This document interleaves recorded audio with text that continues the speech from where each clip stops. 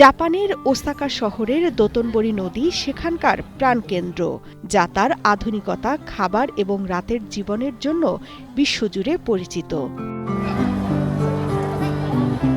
ডনবরি নদীর দুই পাশ দিয়ে হাঁটার জন্য একটি সুন্দর পথ আছে, যা রাতের বেলা নিয়ন আলোয় ঝলমল করে।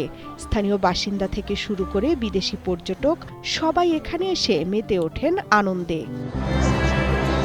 এখানে ঘুরতে আসছিলাম, তো ইউনিভার্সাল স্টুডিও হয়ে এটাও খুব জনপ্রিয় এলাকা। অনেক আগ থেকে জানতাম, এই জন্য আসলাম। দেখলাম যে অনেক মানুষ, সাধারণত এই এলাকার আশপাশে মানুষজন খুবই কম। আমি গাড়ি দিয়ে আসছিলাম, তো এখানে দেখি তো খুবই ভালো লাগছে। পরিবেশও ভালো, অনেক মানুষ, বেশিরভাগই ফরেনার। খুবই ভালো লাগতেছে।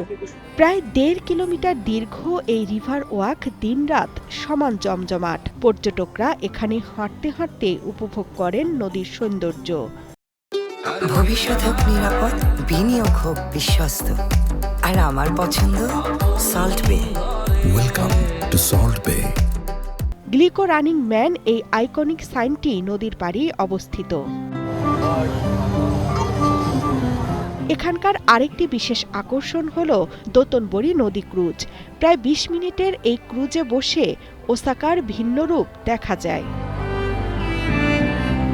বিনোদনের এক অনন্য রাইড বিশালাকার ফেরিস হুইল। 77 মিটার উঁচু থেকে দোতনবরি নদী আর আশেপাশের শহরে দেখা যায় এক অন্য রূপ। ফেরিস হুইলের নিচেই রয়েছে জনপ্রিয় শপিং স্টোর ডন কিহোতে। রিভার ওয়াকের আশেপাশে থাকে সঙ্গীত, রাস্তার শিল্পীর পারফরমেন্স আর অসংখ্য রেস্তোরাঁ ও স্ট্রিট ফুড। তাই দিনরাতের যে কোনো সময় এটি পর্যটকদের জন্য আকর্ষণের কেন্দ্র। জমকালো আলো, বড় বড় বিলবোর্ড, রঙিন নিয়ন আলো এবং নদীর ধারের প্রাণবন্ত পরিবেশে হাঁটা আর নদীর বুকে নৌকা ভ্রমণ পর্যটকদের জন্য এ যেন এক অনন্য অভিজ্ঞতা। নদীর পাড়ে আলো ছায়ার এই জীবন্ত দৃশ্যের মধ্যে দিয়ে শেষ করছি আজকের প্রতিবেদন। জাপানের ওসাকা শহর থেকে ওমর ফারুক জীবন, কালের কণ্ঠ।